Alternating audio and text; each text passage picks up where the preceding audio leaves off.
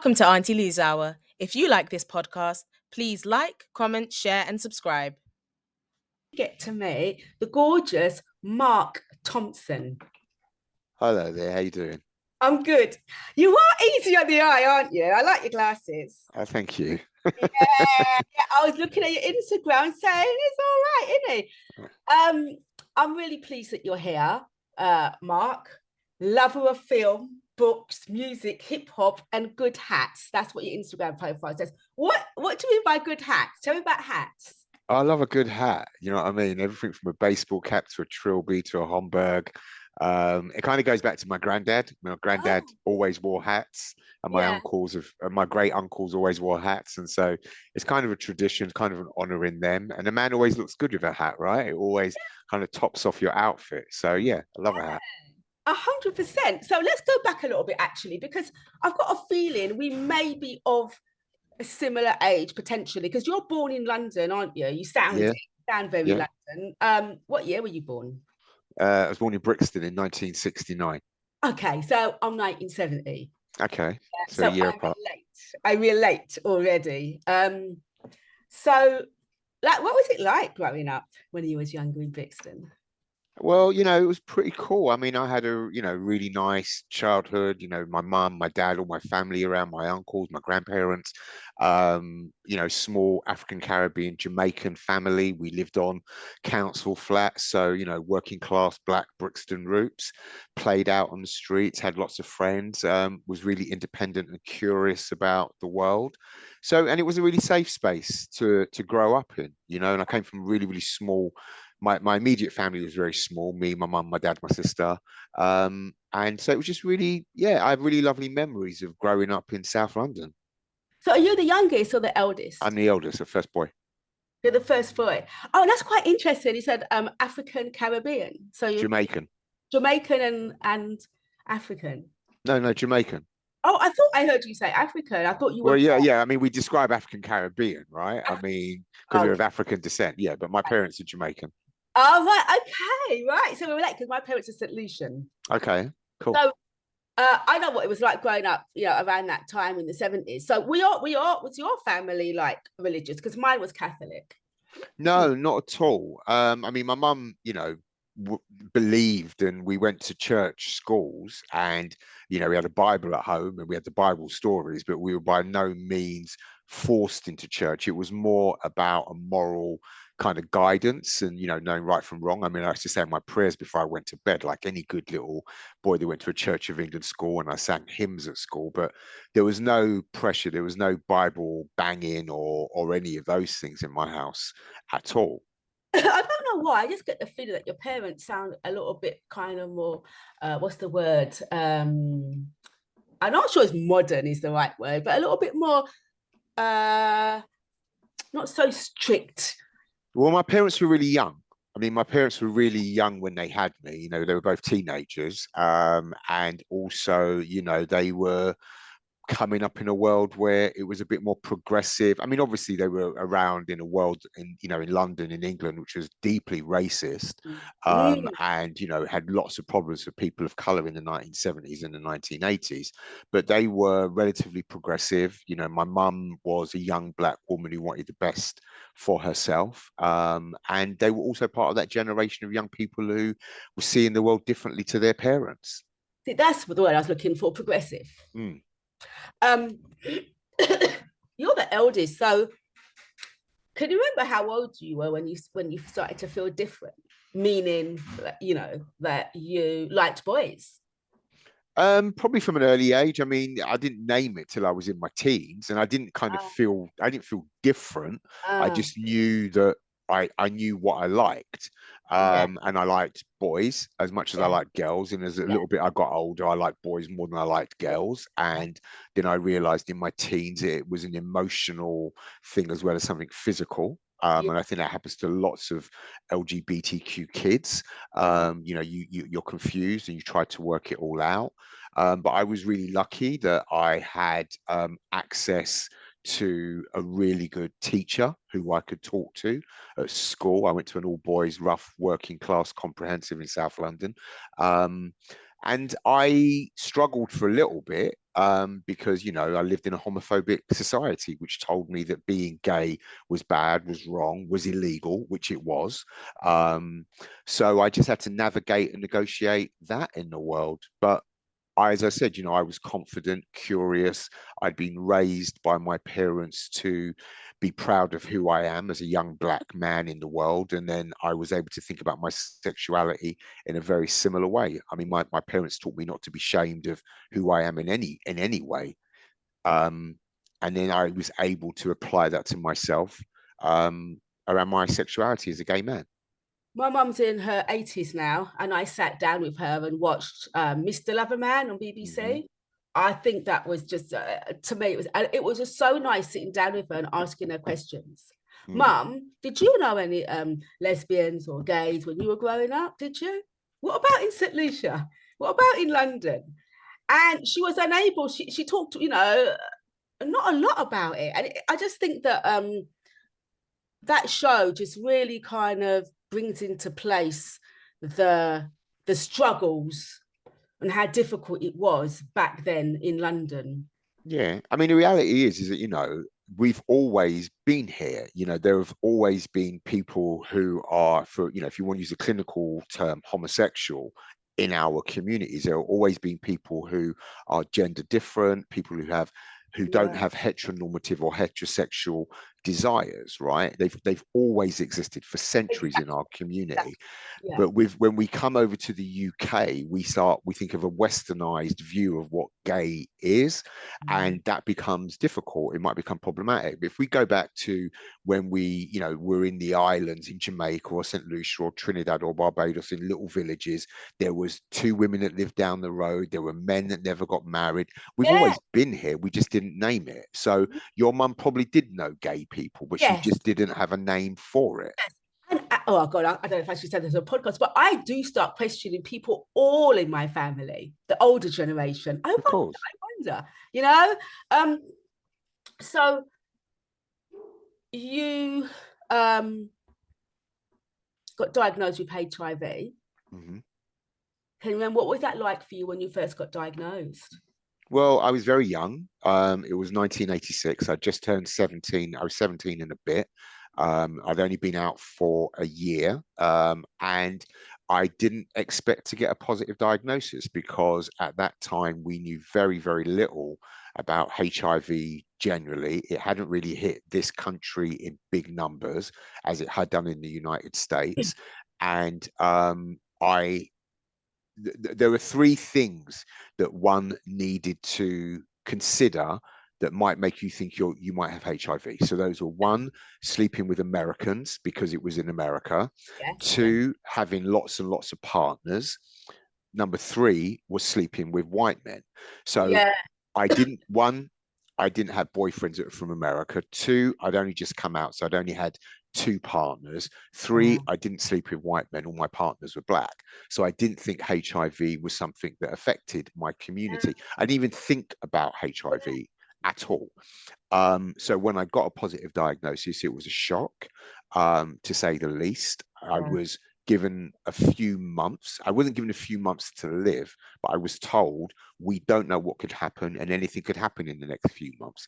So, you know, when you're 17 and you're faced with your own mortality, but also faced with your own mortality from an illness which is unknown, hugely stigmatized, and all the images you see of a really frightening, painful, horrible death, it shakes your world, and it shook mine. I just pictured it. I pictured you as a 17-year-old, you know, just navigating all of that. But you know what keeps coming to my mind, and I can't seem to get it out? Your supportive, progressive parents. Because I can see in you, just the way that you speak now, just the way that you kind of present yourself, that's just kind of carried you through. But it must have been really, really difficult for you around that time. What got you through? Well, it was difficult, and it's, you know, I think anybody getting a HIV diagnosis, no matter when it is, back then or today, because it's HIV testing week this week, and there will people who be getting tested, and they may get a positive result. And it can be life-changing because one has all of these kind of preconceived ideas in their head about what a HIV diagnosis means for them, what it means for their family, their lovers, their workplace. And a lot of that information is ill-informed or misinformed. And I had those same ideas in my head. What got me through was a natural resilience, so I'm generally quite a resilient person, and I was back then. My family support. I mean, it took a little while for me to tell my family, but when I did, I got support from them. And more importantly, I think the most important thing was engaging in my clinical care. So, we get free treatment here, not just medication, but we can access excellent clinical care here in the UK. So I was plugged into my doctor. I went to my clinic whenever I needed to. I found support networks, and I found other people who had HIV who I could talk to. So I didn't feel so alone in this world. Did you come across many Black gay men living with HIV? Not at the time, because it was highly stigmatized. I think in those early days, what would happen is you would hear that somebody had died. Yeah. So one day you would be, with your friend, seeing somebody, and a couple of weeks later, you'd hear that person had got ill, taken into hospital, then they died. And it wasn't until probably a few years later, probably the late 80s, early 90s, that I started to connect with more Black men who were living with HIV, and we were talking to each other. But it was so frightening and shameful that you didn't want to tell anybody. I just get the feeling it just seems like I'm thinking about around that time, and maybe even now, I think that gay white men, it seems to be easier. It seems to be easier for them to access care and support and see themselves and support, but it doesn't seem the same for Black gay men. It seems like you don't see them as much. I know that I never saw any Black Caribbean women. Was it like that? Yeah, I mean, I wouldn't say easier. I think words like easier are problematic. Tell me why. Well, I mean, because it kind of talks about a hierarchy, right? Yes. That one is better off than the other, and all of the rest of it. And it's a much more complex than that situation. And as Black gay men, we are carrying lots of stuff already in terms of just race, in terms of homophobia, which is experienced differently, and all the rest of it. But in some ways, our experiences with white gay men are identical, right? We all face homophobia. We all face, inequality. I think the difference then was that there were much more visible white gay men, which meant that which was generally because, and that's a numbers game as well. There were a lot more white gay men than there were Black gay men. If we look at the situation with, say, with women, there are a lot more Black African women with HIV than there are Caribbean women, than there are white women.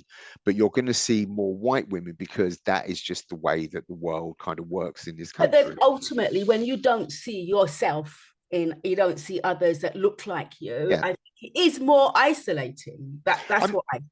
Yeah, I mean, it is, and my experience did make it feel more isolating. But at the same time, when I connected with other Black gay men who were positive, that didn't all of a sudden make my world better, right? I was still isolated. I was still lonely. I still had to face stigma and discrimination.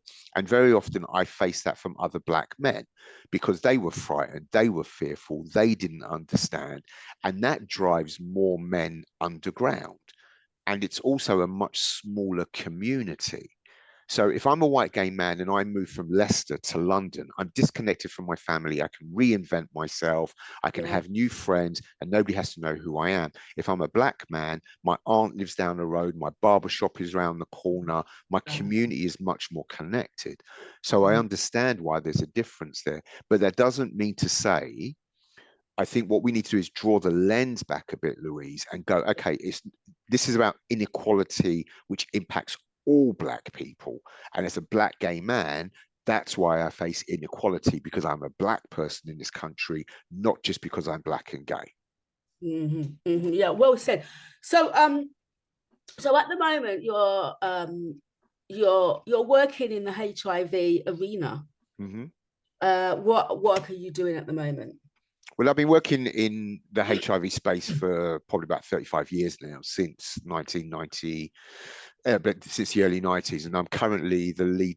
Sorry, could I ask you, you've been working since the early 90s. What Mhm. made you go and work in the HIV field in the early 90s?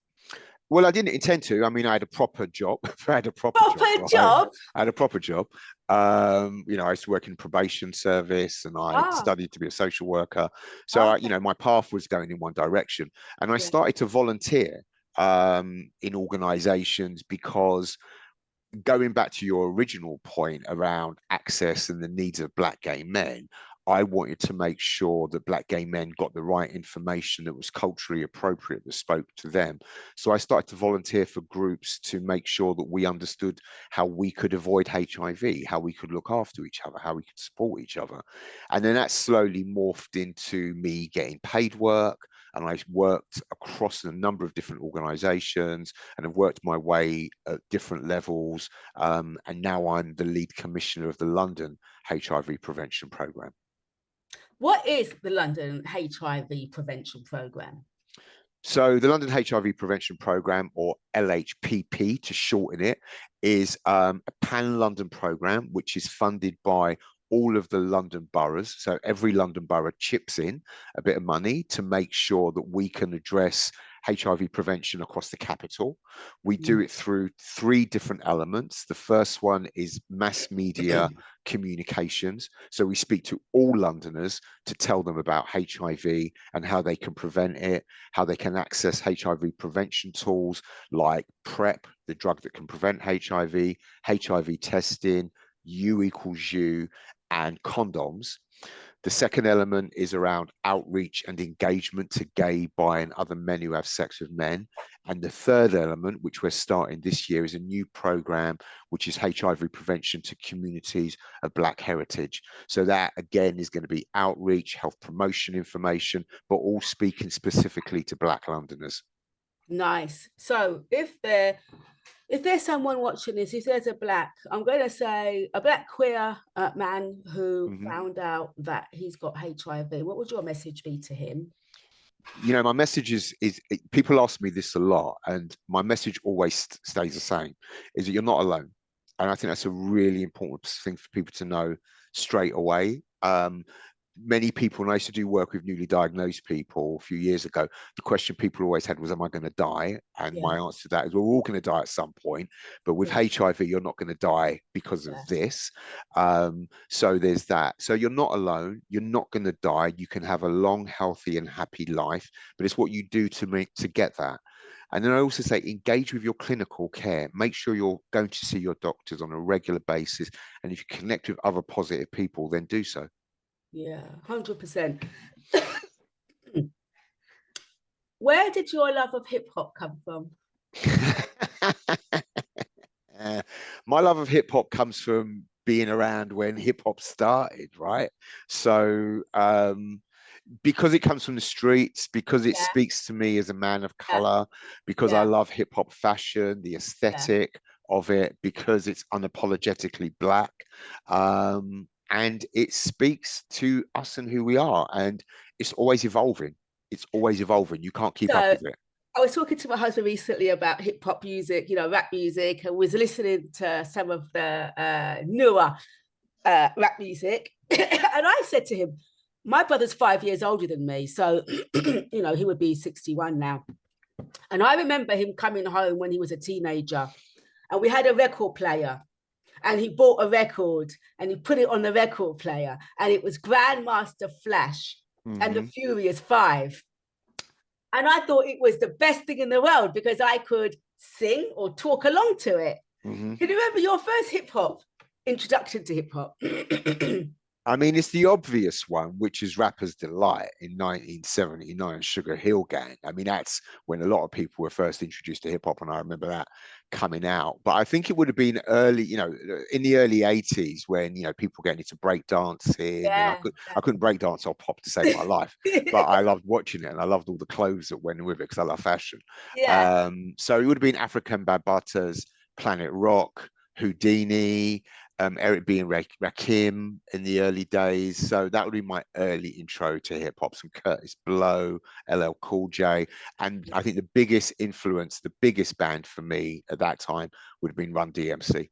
Yes. So listen, who now? Who are you? Who do you quite like now? Like music Without a general. doubt, the king is Kendrick. Oh, Kendrick Lamar. Yeah, without a doubt. Yes, yes. You know, I don't really go too deep. I love music, I do, but I kind of like, I don't go deep into it. I just like the surface, like, yeah, I like this, I like that. But you really like Kendrick Lamar. Yeah, yeah, yeah. I mean, I love all music, but if you're going for hip hop today, it would be Kendrick. Nice, nice. So you say you're a lover of books. Have you got a particular genre you're into, or? I mean, I read all kinds of books. I mean, I really love music biographies and film biographies. Those are my two passions. I love reading about art. Occasionally, I'll dip into fiction. I mean, I love the classic Black authors. You know, like Toni Morrison is one of my favorite authors of all time. But I really love, deep, big crime fiction. So Yeah. yeah, my palette of books is really huge. All right, let's talk film now.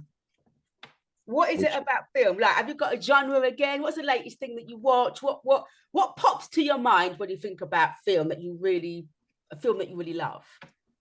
Again, it depends on my mood. I'm a huge film lover. I studied film Oh, at did college. you? Yeah, I did. I went up to A levels and did my film, and I've always loved film ever since I was, really, really little. It was when you had 3 channels, and my mum would pop me in front of the TV on the Saturday afternoon to watch black and white. So I grew up on, classic Hollywood cinema was what I used to watch a lot of. And then as I got into my teens, I really enjoyed watching queer cinema. So that really helped me through in my mid-teens to my early 20s. So yeah, I mean, I've always just been interested in all types of film. Have you seen the Lovers Rock by, what's his name? Steve McQueen? I have. Did you? Yeah, My it's a daughter was great. acting in that. Oh, okay, great. It's a great Yeah, piece of art. yeah. And okay, listen. Have you got any? Let's wrap it up now. Have you got any final words that you'd like to say? No, I mean, it's always good to talk to you and to kind of get this message out. I mean, I think that the work you're doing is really, really important about how we bring HIV conversations into the community and onto the streets. The work that we're doing here at the London HIV Prevention Programme and our campaign Do It London are really important. And I think that we're in a stage now, Louise, where we're talking about getting to the end of new HIV transmissions by 2030. It's an ambitious goal. I hope we get there, but I think that we have to recognize that HIV is a global issue. It's not just a UK issue. And if we look at what we're seeing happening globally, with the cuts to US funding, the impact that's having on people accessing treatment and accessing PrEP, that we can't take our eye off the ball globally, and we can't afford to be insular right now, and we have to keep our activist boots on. I'm an activist in my heart, so I'll continue to fight for equity and justice and access for the communities that need it most.